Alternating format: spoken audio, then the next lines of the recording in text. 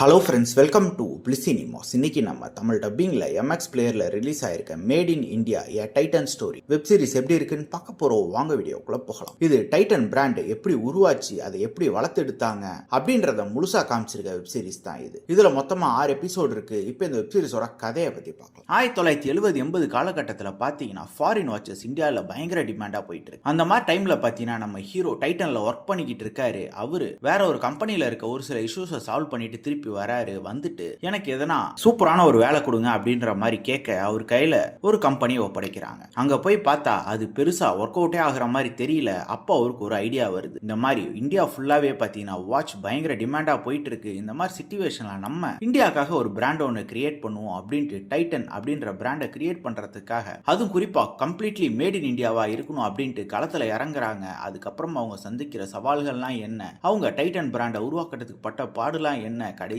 எப்படி அதை அச்சீவ் பண்ணாங்க அப்படின்றது தான் இந்த வெப்சீரிஸோட மொத்த கதையே. இப்போ இந்த வெப்சீரிஸோட பாசிட்டிவ் பற்றி பார்க்கலாம். பாசிட்டிவ் கண்டிப்பாக இவங்க சொல்லியிருக்க இந்த ஸ்டோரி ஒரு உண்மை சம்பவத்தை அடிப்படையாச்சு எழுதி எடுத்திருக்காங்க. அதையும் ஒரு புக்கரை ரெஃபர் பண்ணி எழுதியிருக்காங்க. ஒரு நீட்டா இருந்தது, எல்லாருமே பார்க்கக்கூடிய ஒரு வெப்சீரிஸா பிரசன்டும் பண்ணியிருக்காங்க. அதே மாதிரி நம்ம ஹீரோவா நடிச்சிருக்கவரா இருக்கட்டும், டாடா நிறுவனத்தின் தலைவராக நடிச்சிருக்கவரா இருக்கட்டும், எல்லாருமே ஒரு அல்டிமேட்டான பெர்ஃபார்மன்ஸே கொடுத்துருக்காங்கன்னு சொல்லலாம். அது மட்டும் இல்லாமல் இது 1970-80 காலகட்டத்தில் நடக்கிறதுனால அதோட சினிமோட்டோகிராஃபியா இருக்கட்டும், பேக்ரவுண்ட் ஸ்கோரா இருக்கட்டும், விஎஃப்எக்ஸ், சிஜி, அது மட்டும் இல்லாம ஆர்ட் டிசைன் ஒர்க் எல்லாமே ரொம்ப தத்துருவமா கொடுத்துருக்காங்கன்னு சொல்லலாம். அது மட்டும் இல்லாம அந்த டைம்ல இந்தியாவோட தொழில்நுட்ப வளர்ச்சி எப்படி இருந்தது அப்படின்ற மாதிரி காட்சிகள் ரொம்ப நீட்டா ஒர்க் அவுட் ஆயிருந்தது. கண்டிப்பா இது ஒரு தரமான வெப் சீரிஸாவே வந்திருக்கு. இதுல ஒரு சில நெகட்டிவும் இருக்கதான் செய்யுது. சில எபிசோட் பாத்தீங்கன்னா கொஞ்சம் ஸ்லோவா போகதான் செய்யுது. இருந்தாலுமே ஒவ்வொரு எபிசோடும் நமக்கு பல இடத்துல எங்கேஜ் பண்ணிருக்காங்கன்னு சொல்லலாம். மற்றபடி கண்டிப்பா இது ஒரு தரமான வெப் சீரிஸா தான் வந்திருக்கு. ட்ரை பண்ணி பாருங்க. இந்த வெப் சீரிஸ் நம்மளோட ரேட்டிங் 10க்கு 7.5 மார்க் கொடுக்கலாம். இன்னொரு வீடியோல சந்திக்கலாம்.